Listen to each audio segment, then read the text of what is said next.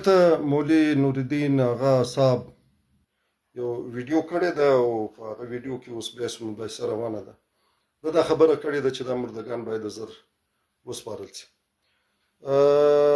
نورالدین اغا صاحب اول خو تاله په کار دا وه چې دغه رقم یو خبره وه، ته به په کار دا وه چې دغه ستا د 10 منټه لار و پیدل راتګ ده.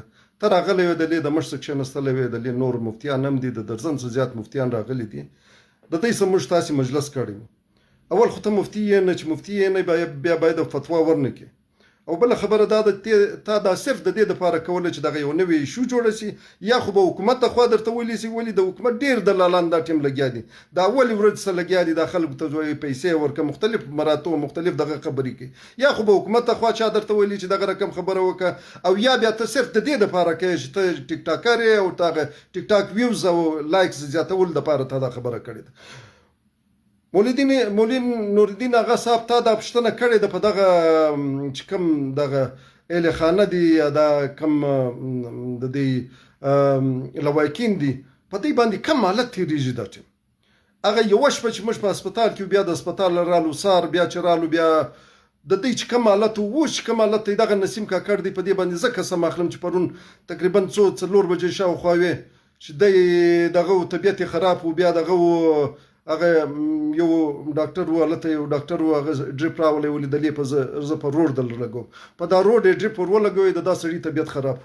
دا خلکو د حالت ته خبر یې، دا ماشومان دلې دي، دا لوایکین دلې دي، او هلته چې هغه زنانې په کور دي د هغو کوم حالت دی. تا په هغه باندې ځان خبر کړی دی؟ ته په 2 قدمه باندې راغلی، یو پوښتنه دې کړې ده، دا درنې له راغلی.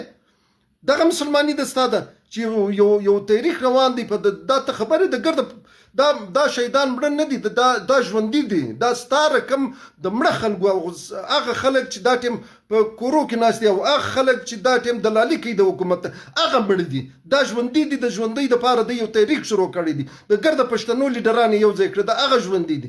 دا هغه ژوندي دي چې د پښتنو د استقلال، د پښتنو د یووالي، د پښتنو د خلاصون د لارې، د پښتنو د پرمختګ دپاره، د پښتنو د سباوون دپاره، د پښتنو د ماشومانو د ژوند دپاره د یو تاریخ شروع کړي. ته په کار دا دغه د چې یو 2 قدمه باندې دلې راغلی وي، یو 2 خبرې دې کړې وې، ته د دې څه معلومه شوه چې ته سرکاري ملا یې، نو ته مفتي نه یې، باید ته یو خو فتواوې ورنه کړې. بل دا دغه دی چې د خپل د نوم څخه باید دا مولانا لفظ لرې کړې. مولانا دې ته نه وایي، مولانا دې ته وایي چې دغه رقم د مظلومانو سره درېږي. دا چې په کوم ظلم دا کسان بیول سوي وو، په کوم ظلم باندې دوی هلته استول سوي وو، د دوی څه چې کوم ظلم سوي دي په هغه باندې تا یو ویډیو کړی وه.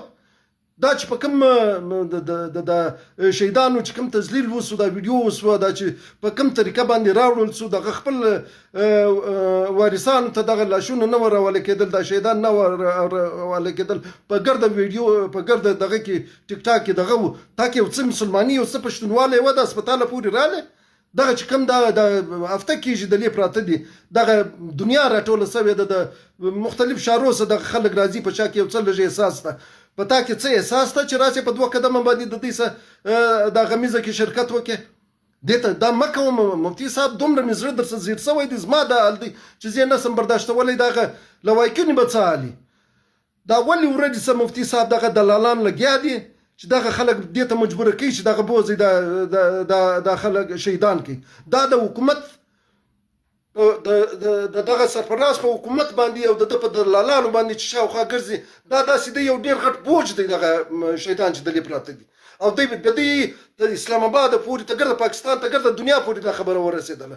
او دا ته به ګورې، یا به دا تحریک کامیابه کېږي، یا به د سرفراز حکومت ختمیږي. دا دومره غټه کیسه روانه ده، بجای د دې چې په دې کې ته راسې د موږ سره شرکت وکړې، ته یوه ویډیو وکړې، دا ګرده خلک بدزنه کوې، ډېره غلطه خبره ده. ته خو یو باید د ځان څخه دغه مولانا لفظ لرې کړې، ټیک ټاکر یې بس ټیک خپل ټیک ټاکونه جوړوه، په مختلف دغه یې جوړوه، دغه رقم فتواوې نه ستا د فتواو نه مشته ضرورت شته، نه یې باید آینده ورکړې.